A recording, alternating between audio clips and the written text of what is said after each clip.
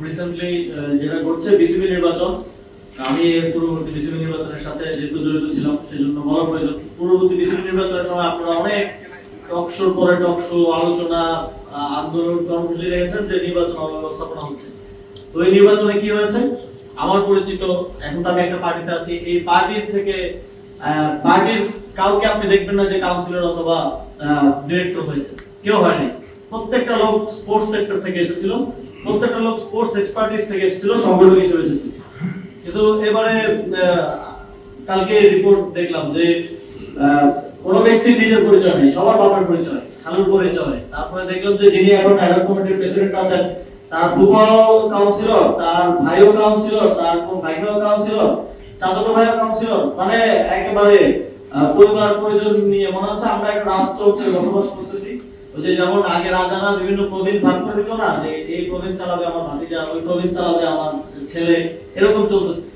এবং একেবারে প্রতিযোগিতা লেগে গেছে। একজন এমপির ছেলে সেও আসতেছে, মন্ত্রীর ছেলে, প্রতিমন্ত্রীর ছেলে, মন্ত্রীও আসতেছে, সিলেটের প্রশাসক যাকে সরকার নিয়োগ করেছে সিটি কর্পোরেশন, তিনিও এসেছেন। তো এটা হচ্ছে এই বিএনপির ক্রিকেট বোর্ড। এবং আমরা এর আগে সালাউদ্দিন আহমেদ, তারপর মেজর ফখরুল ইসলাম আলমগীর, এখন যিনি ক্রীড়া প্রতিমন্ত্রী আছেন, তারপরে আমাদের বর্তমান স্পিকার মেজর হাফিজ সাহেব, সবার মুখে শুনেছি যে তারা স্পোর্টসকে দলীয়করণ করবে না।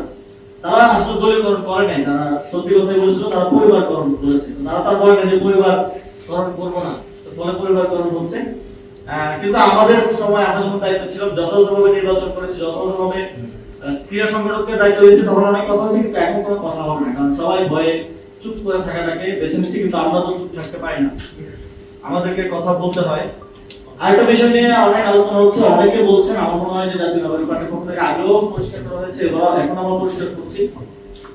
প্রথমত যখন মার্কিন আমেরিকার সাথে বাণিজ্য চুক্তিটা হয়, তখন জাতীয় নাগরিক পার্টিতে এখন যারা আছে, আমি তো সরকার থেকে সর্বশেষ পদে করেছি, তখন আমি জাতীয় নাগরিক পার্টির মেম্বার ছিলাম, মানে মুখপাত্র ছিলাম। 9 ফেব্রুয়ারি নির্বাচনের 3 দিন আগে চুক্তিটা হয়েছিল, ফলে এই চুক্তি সম্পর্কে আমার কোনো কিছু অফিসিয়ালি জানা পসিবল না।